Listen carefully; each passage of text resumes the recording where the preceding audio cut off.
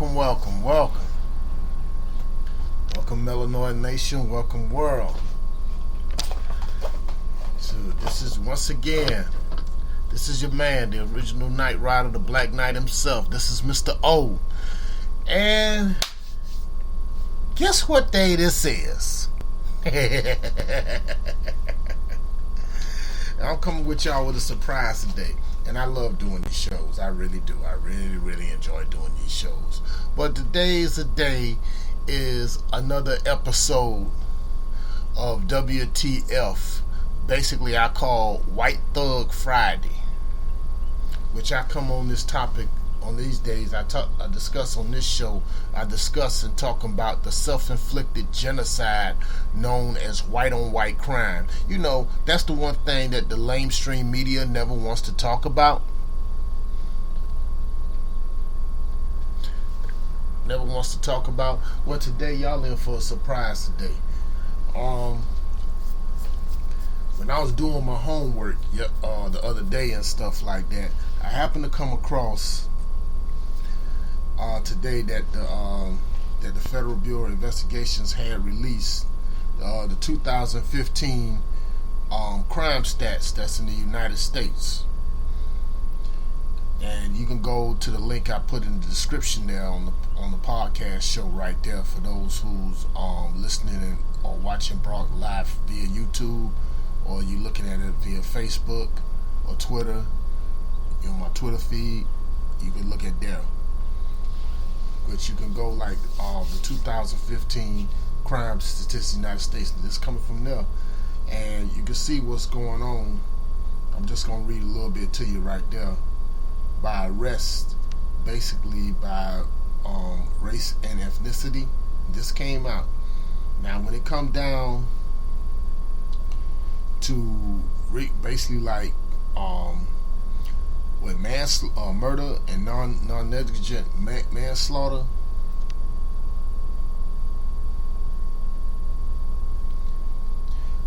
as you can see, when they're talking about the percent distribution, well, you know, like 45.9% happen to be white, 51.1% happen to be black.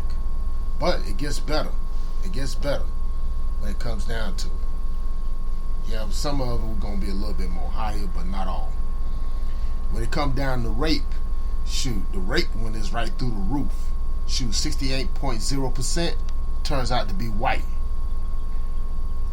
And the 28.2% turn out to be black.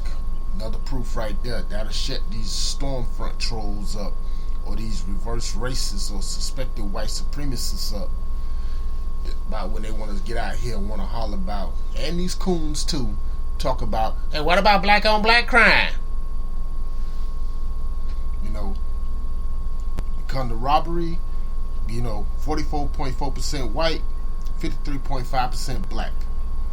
As I said before, aggravated assault, burglary, larceny and theft, and aggravated assault, 64.0% white. And burglary, 68.1% white. Larceny, theft, 69.6% white. Okay? With black or African American, as you want to call it, 32.1% in aggravated assault, 29.5% in burglary, and 27.4% in larceny and theft. Now, come to motor vehicle theft, 67.2% white, 29.4% black. Arson, yeah, arson is way up there, 73.2% white, 22.5% black, which basically tell you, man, we ain't out there doing none of this shit, you know. But now when it comes to violent crimes, 60.1% is white, 36.4% black. Property crime, here it go again, 69.2% white, 27.8% black. And all the other races are all below like 2.1% or below. Got nothing to do with that.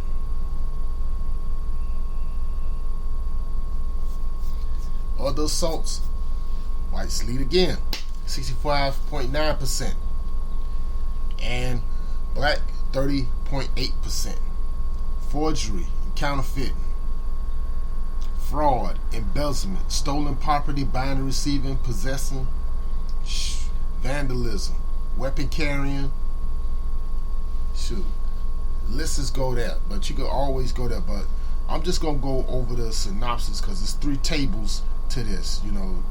Table 43. Just look for that right there. And now this is coming right from FBI.gov. Now I'm reading it directly right from here.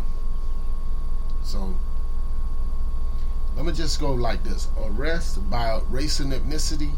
And this is a 2015 report. This is a new update that came out. It comes out every year. In 2015, 69.7% of all individuals arrested were white. Okay, 26.6% were black, and 3.6% were of other races. Of arrestees for whom ethnicity was reported, 18.4% were Hispanic. Proves my point even more that Hispanic is not a race, that's an ethnicity. Okay, that's why I always say Latino. Okay, now of all the juveniles, which are the people under the age of 18, arrested in 2015, 62.9% were white, 33.9% were black, and 3.1% were of other races.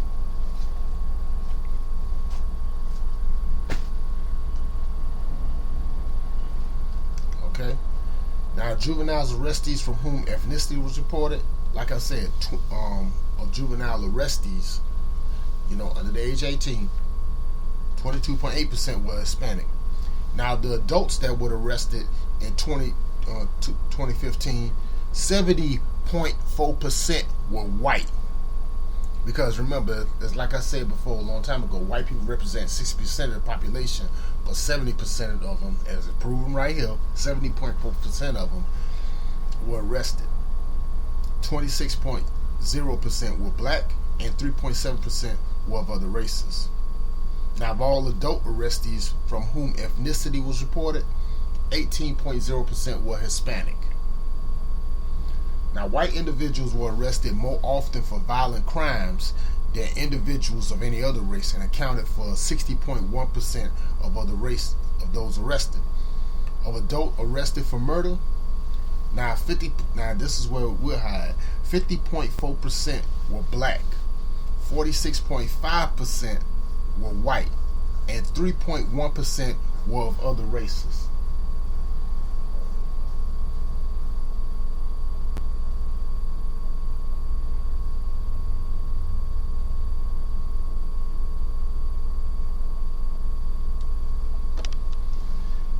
Now, black or African American juveniles comprised of 50.8% of all juveniles arrested for violent crimes. Whites accounted for 59.1% of all juveniles arrested for property crimes. And see, arrested for property crimes there. Okay. Now, of juveniles that were arrested for drug abuse, 75.0% were white. Remember when I told y'all about how they got the addiction of the heroin? When white boys, they the new face of heroin and crystal meth and all that stuff. Yeah, but that scene never get reported. When it comes down to something drug related, the mainstream media always wants to put blacks there. Yeah, I'm just reading this to you before I get to my story. So just people stay with me where I'm going at with this, because it's going to be a doozy. Now, white juveniles comprise 55.7% of juveniles arrested for aggravated assault, and 60.5% of juveniles arrested for larceny theft. See, so once again, now, like I said, it's white people that lead in these categories when it comes to these crimes, these major crimes. Especially when it comes to drug abuse violations, they lead 70.4% in that. Sex offenses, except rape and prostitution, 73.5%. Prostitution and commercialized vice, 54.7%. And these for arrest 18 and over. That's on table 43C.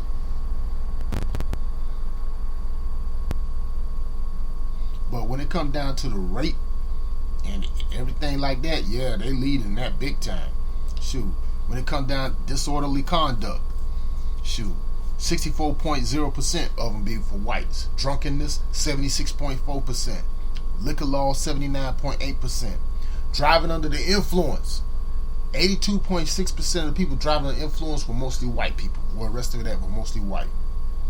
Offenses against the families and children, 65.8% were blacks, 29.8%.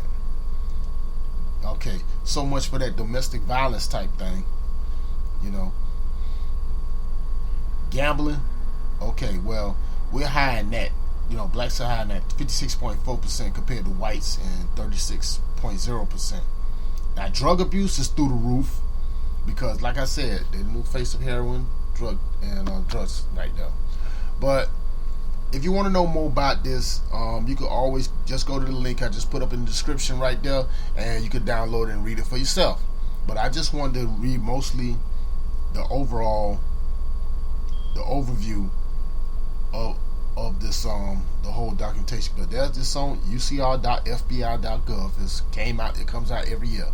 But let me get into the story that I wants to get into right now. And the two pictures that you see up there in the subject. The big one is one I'll tell you about. The gentleman that you see there happens to be Glen Rogers. Glen Rogers is the man there in 1994. What I always said, he was the man responsible for the murder of Nicole Brown and Ron Goldman. Okay? Now, I know that white America, y'all don't want to hear this or whatever like that. But remember we told y'all a while ago during that time that it was a serial killer running loose around them. And a lot of stories had came out about this guy. But what I'm going to do, if you guys don't believe me on this, I got the video where it talks about with Glen Rogers. And in fact, they did a documentary on it. You can always go there and look at and watch the documentary right there on YouTube titled "My Brother the Serial Killer." It's just looking right there.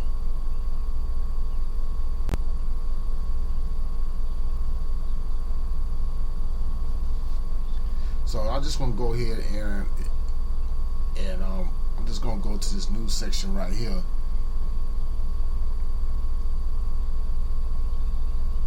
And this is where sorry about that, folks. Sorry about that.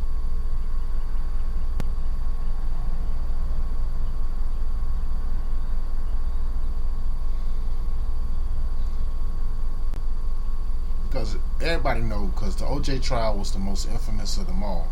You know, he was tried and acquitted in June 12th, 1994 stabbing, death of his ex-wife and a friend. Although the actor and football legend was found liable in the civil wrongful death trial. Now, when it comes down to Glen Rogers, who has been sentenced to death for murdering women in Florida and California, he was arrested in November 1995, year after, a month after the Simpson murder trial ended, and was charged with killing 5 women in several states. Now, he told investigators at that time he at least killed 70 women. Okay?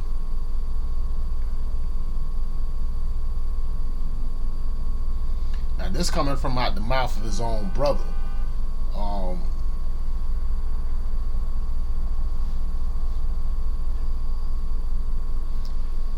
I'm just going ahead. I'm going to let y'all listen to the video.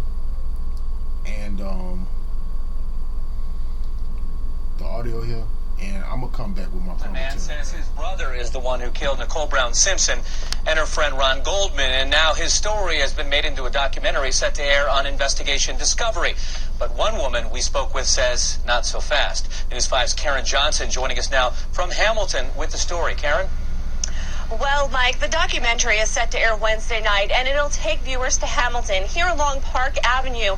The narrator of the film is the brother of serial killer Glen Rogers. But another family member I spoke with for quite a while today says the allegations in the film made by Clay Rogers are just not true. Glen Rogers, currently on death row for a murder in Florida. The Hamilton native made local and national headlines in 1995 when he led police on a high-speed chase which ended in Richmond, Kentucky. Rogers is also suspected of killing at least 10 others and once claimed he had murdered 70 people. I was about 11 years old. Glenn was about 8. Now his brother Clay Rogers, seen here narrating a documentary that will air on Investigation Discovery, claims Glenn is also responsible for the 1994 deaths of Nicole Simpson and Ron Goldman. He would share bad things with me, so there was a bond there. The documentary claims Glenn told family members that he was working for Simpson and he was going to take her down. But in an exclusive phone interview with me, the Rogers' ex-sister-in-law Paula Rogers, who was married to their other brother Gary for 34 years, disputes Clay's allegations. Paula says Glenn, quote, did not kill Nicole Simpson. He was in the area. He was in the same bar Nicole was, but he did not kill her. About Clay, Paula told me, this is a desperate cry for help. I don't understand why he's doing this to his own brother. She claims he is homeless right now. Nobody wants him. And several times in my interview, she said, Clay has always been a con man. We did some digging into his past and found he has an extensive criminal history out of Iowa. Drug charges, domestic abuse, parole violation in 2008. And just less than 3 months ago, he was in the Butler County Jail on burglary and theft charges. And I did try reaching out to Investigative Discovery today about Paula's claims, but I have not yet heard back from anyone. The film is set to air Wednesday night. Reporting live in Hamilton, Karen Johnson. All right.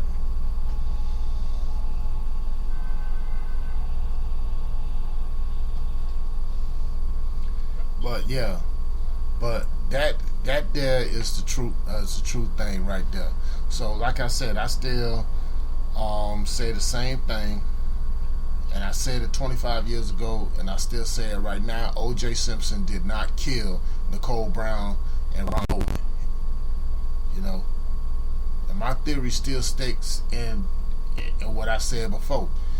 You can go back to my very first podcast when I made reference to OJ Simpson about that with the arrogant from that coon Stephen A. Smith. How he, the title Stephen A. Smith, how he disrespected Johnny Cochran, and how he would have handled the OJ trial a lot more better. But you know, Stephen A. Smith is an idiot though, so I'm not here to talk about coons. I'm here to talk about the self-inflicted genocide of white-on-white crime. Now, the brother of Glen Rogers, who aired the documentary, but you can watch that documentary on YouTube or whatever like that, or try to get it before YouTube take it down. It shows right there. But you see how that going. Now the sister came out, or sister-in-law come out talking about saying that he didn't do it and the brother did it. Once again, self-inflicted white-on-white crime right there. You know, that's how white supremacy works. It even works against even white people.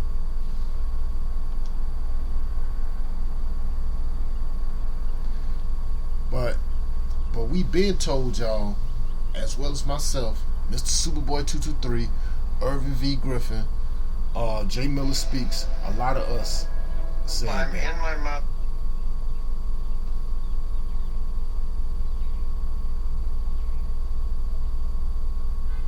Because Glen Rogers was known as the cross-country Casanova killer.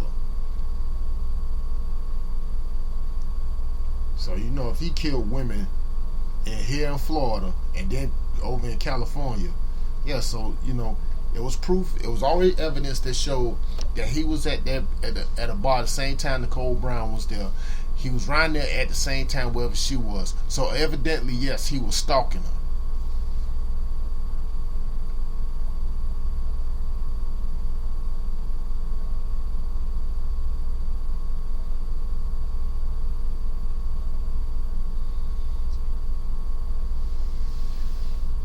Because remember, OJ got off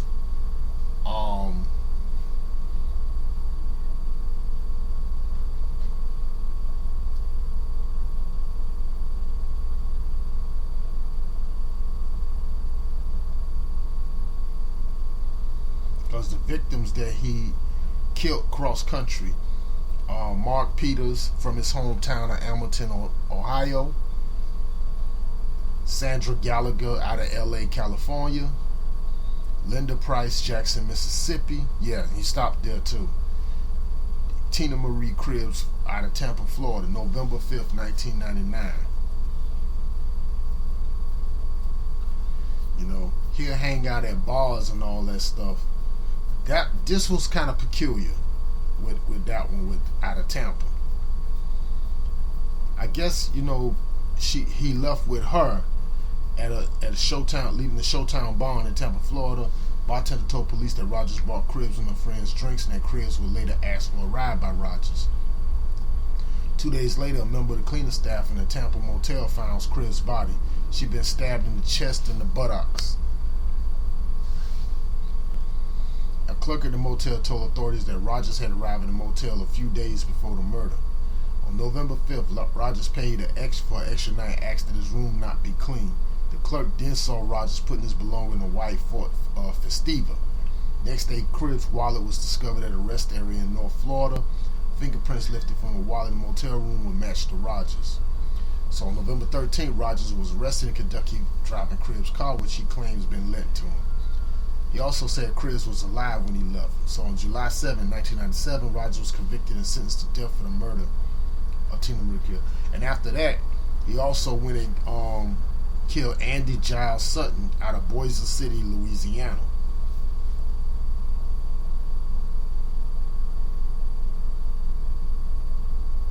Now he's supposed to be. Now the documentary came out in 2012. It's called My Brother the Serial Killer. So yeah, I mean, if he made that cross country from there down, he had to run into Nicole Brown Simpson, no doubt. No doubt. But no doubt Glen Rogers, and I always said OJ didn't do it. I always said it was a serial killer at that time, and that's who it was.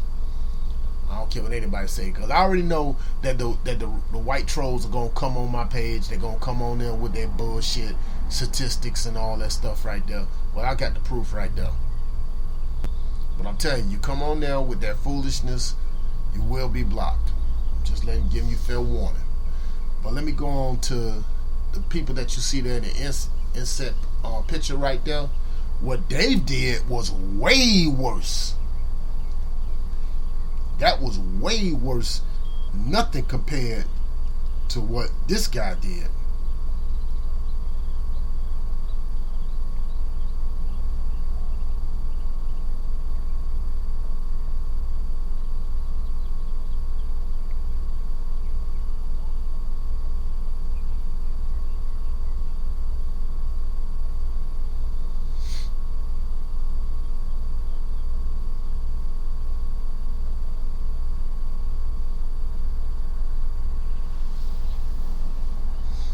You're looking at the Bever Brothers right there. That happens to be Robert and Michael Bevers from out of Broken Arrow, Oklahoma.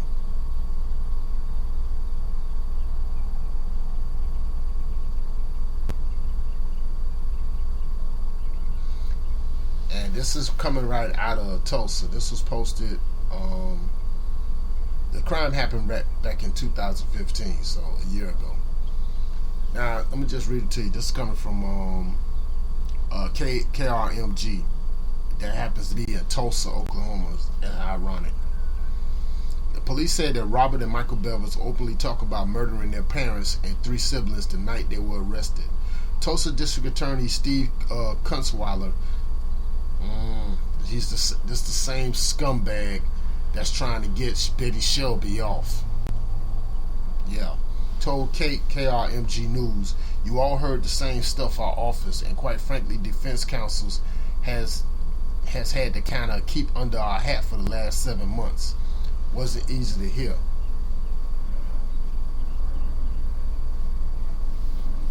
So let me just get right to it right now. A broken detective testified about interviewing Robert Bever. He said Robert Bever said he'd been planning to kill his parents since he was 13. He said him and Michael discovered their fascination with murder over late night talks and made a plan. The detective said Robert Bevers, I don't know if that's the older or the younger one, told him, might have been the older one, told him he got a job at a call center so he could save money to buy knives, body armor, helmets, bullets, and guns. He said they ordered body armor and collected knives for months so that way they could pass the age limit. See how that worked, people? And he said he found he could order guns and knives and get them delivered to a gun shop, and did that.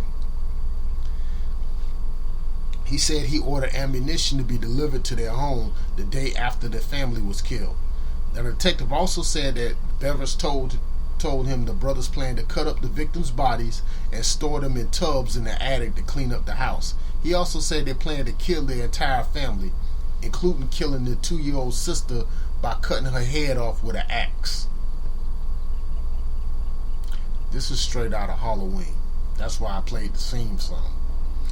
He said Bever told him the brothers planned to make 2 videos, one with the bodies for police and one without bodies and blood that could be released to the public. Not only these were serial killers in the making, but they were damn glory hounds. I mean, let me ask white America something. Let me ask Trailer Park USA something. I mean, I've never heard of two black brothers that were black people that were brothers talk about doing this type of mass murder for attention. If they wanted attention that bad, why they just didn't do like black people, like black folks do, trial for sports or entertainment or something? Let me continue. He said that they planned to take the family car to pick up guns at the gun shop and ammunition delivered that day and drive out of state to heavily populated places and kill random people. He said Bever told him they planned to kill 5 people each per place, then move on to other locations. They ordered 2,000 rounds of pistol ammunition and 250 rounds for a shotgun. The detective testified that Robert Bever said the gun shop told him 2 pistols and a shotgun had arrived for them before the incident, and the 2 brought handkerchiefs to wear under helmets to avoid quote-unquote helmet hair. The brothers then reportedly gathered 6 knives.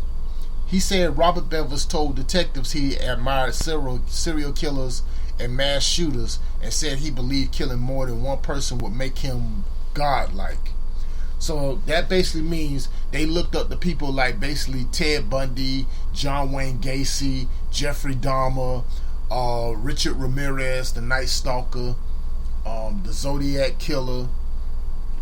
Ted Cruz will probably know about that. No comment. And probably some fictitious killers too. You know, the ones we grew up watching, going to the movies, everybody. We've all watched Friday the 13th, Nightmare on Elm Street, Halloween, Texas Chainsaw Massacre, Child's Play. You know, those guys. Jason Voorhees, Freddy Krueger, Chucky, Pinhead, Michael Myers, Leatherface. You know, or Psycho with what's his name? But I mean, like, wow. So Robert Bevers reportedly, let me go back. Robert Bevers reportedly told the detectives that killing was not a bad thing and that he always thought about doing it. Now the detective said Robert told him that if he killed enough people, that he would eventually kill someone who was not contributing to society, which would be a good thing. So basically, they probably had plans on going ahead and might want to try to go ahead and kill black people. Good luck to that.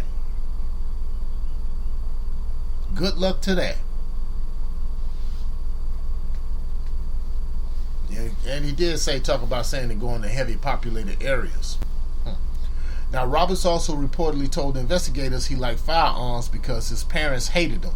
According to the detective, he said they believed they could kill 100 people on their killing spree without anyone missing them. Now, he testified that the 2 originally planned to carry out the attack in September, like September 11th, but instead decided to do it in July. Always in July. He said Robert Bevers laughed and chuckled frequently while telling the story, becoming mildly exciting at parts. Another detective testified about interviewing the surviving sister. Yeah, the sister who was 13 years old. She survived that bloodshed by these two savages.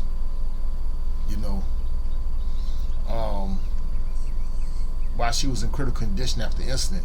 He said she told him that she went into their room to tell them their mother wanted to do the dishes. They told her to look at what was on Michael's computer screen. She said Robert came up behind her, put a hand over her mouth, and cut her throat. Robert Bevers told detectives he believed she would die silently, but she screamed.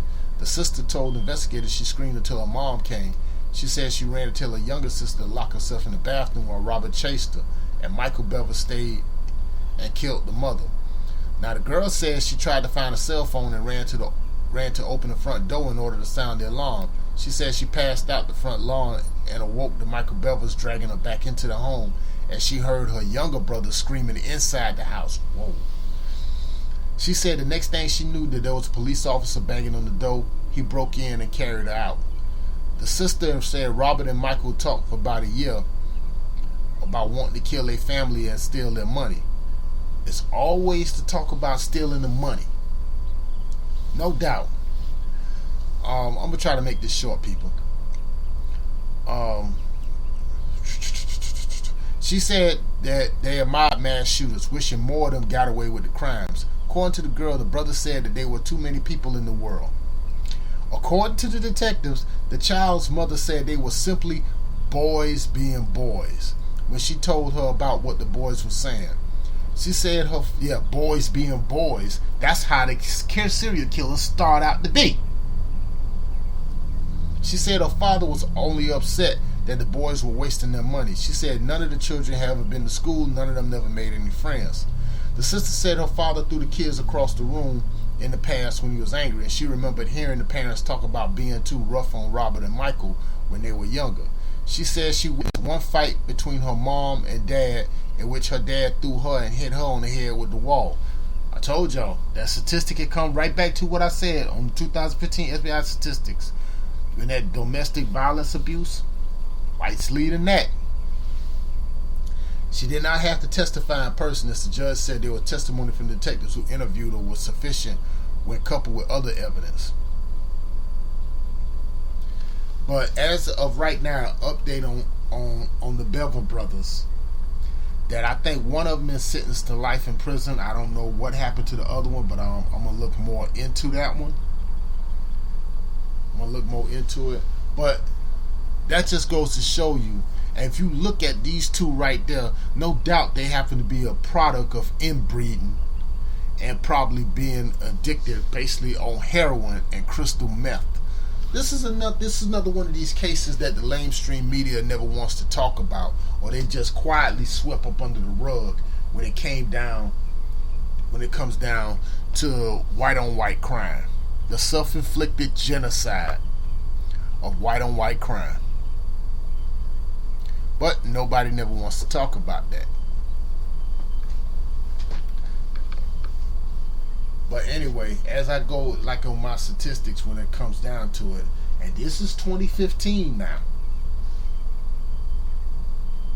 So I want to hear the arguments when it comes to that.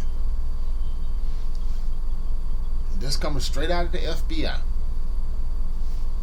And I told you, when it comes down to offenses against family and children, 65.8% happens to be white.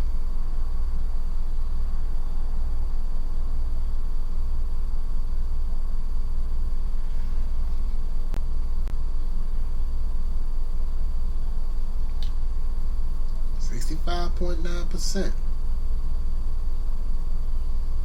Disorderly conduct, 66.0%.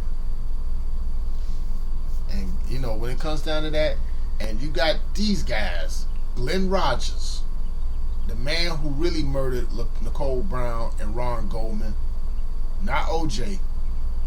I know, white America, that's gonna be something that y'all will never live down. You'll never get over it. But the truth is the truth, and it is what it is. Might as well just go ahead and deal with it. And the same thing with the Bever Brothers. Like I said, I don't hear any black people doing anything like that. Go ahead and kill your own family by these two savages, and then sit and boast and brag about it, and then talking about making a video of it. It kind of just reminds me so much of the 1990 early 90s murder in Columbine, Colorado, at the high school.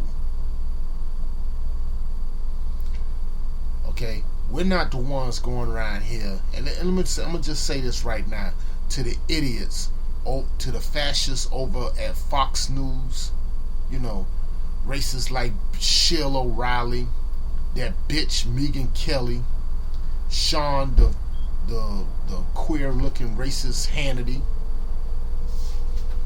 yeah, and including you too, wannabe white boy Geraldo Rivera, and also the idiots over there at CNN, you know, Wolf Blitzer, Don Lemon Meringue, and also the ones over there at the Washington Post and the New York Times.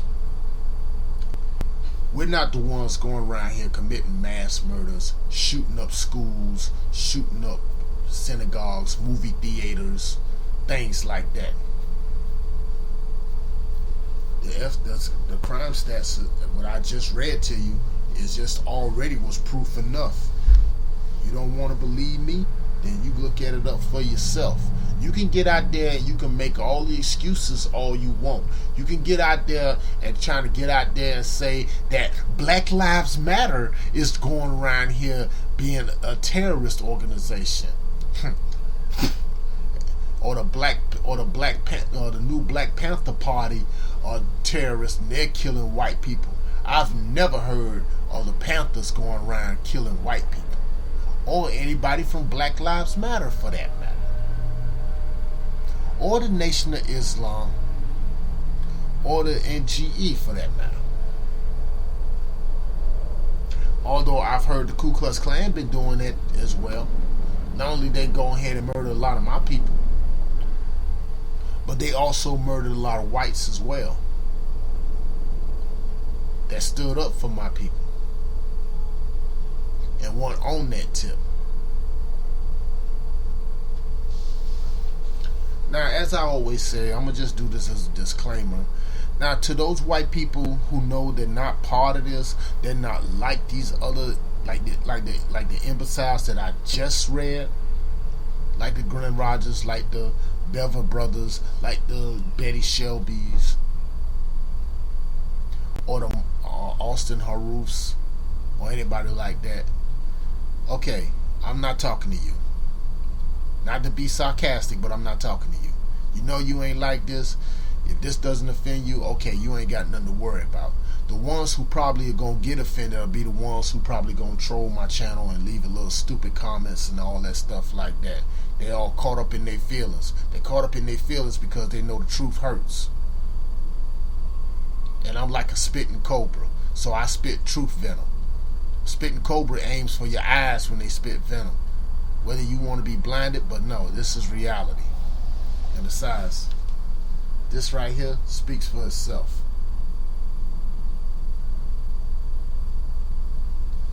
That right there speaks for itself.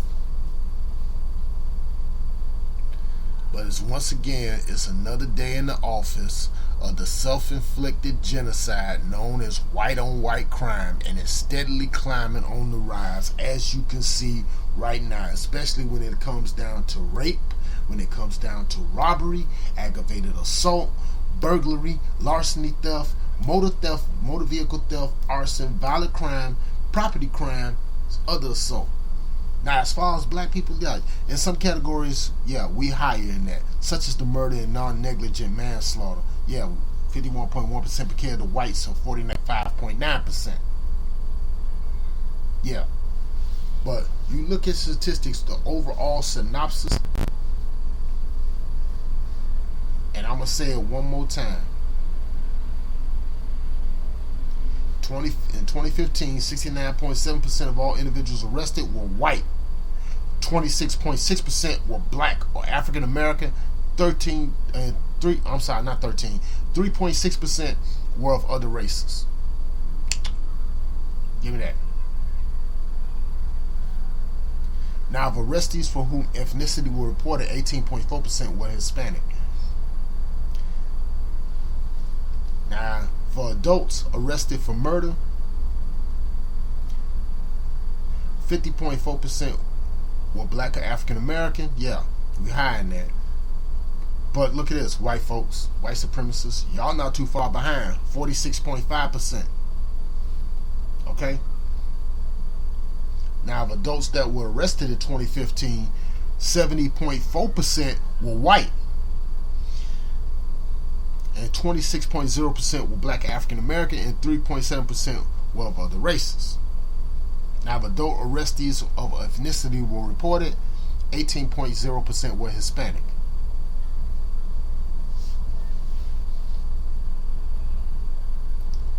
But as you can see, when I read this stuff right here, you notice that the mainstream media, all these, the so-called white conservatives, the white supremacists, the suspected white supremacists and all of them, they get mighty quiet. Because, like I said, because as Jason Black would say, and then Professor Black Truth would say, that, you know, the law enforcement with the white supremacists has infiltrated.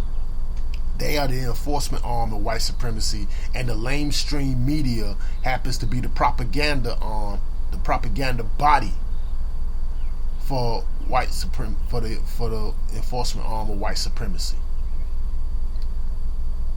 All you got to do is you can cut one off the other, because the arm can't function without a body, and vice versa. You know, but they go hand in hand, and they want to go ahead and report this garbage like that. Because they're so quick to go talk about the violence in Chicago, like some of these coons like Ray Lewis or Larry Elder and all that, or Jason, or that fat ass Moby Dick motherfucker Jason Whitlock.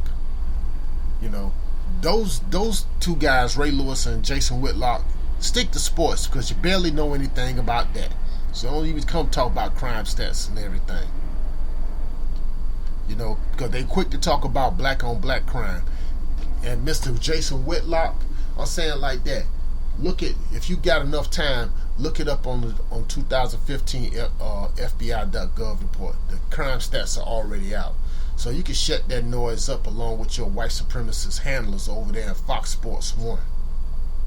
And the same thing goes for you too, Reverend Ray Coon Lewis. But as I said, I'm going to say once again, this is just another day in the office of the self-inflicted genocide known as white on white crime, or as I would call it, White Thug Friday. That's all I'm going to have for today. But I'll go ahead and try to undermine some other stuff that I've been wanting to do. This is the original Knight Rider himself, the Black Knight, Mr. O. And as I'm going ahead and I'm going to sign off. Also give a shout out to my peoples over there at Kai's Kitchen 305. Thanks for the love. Please stop up over there if you ever get the chance, people. Signing off. I am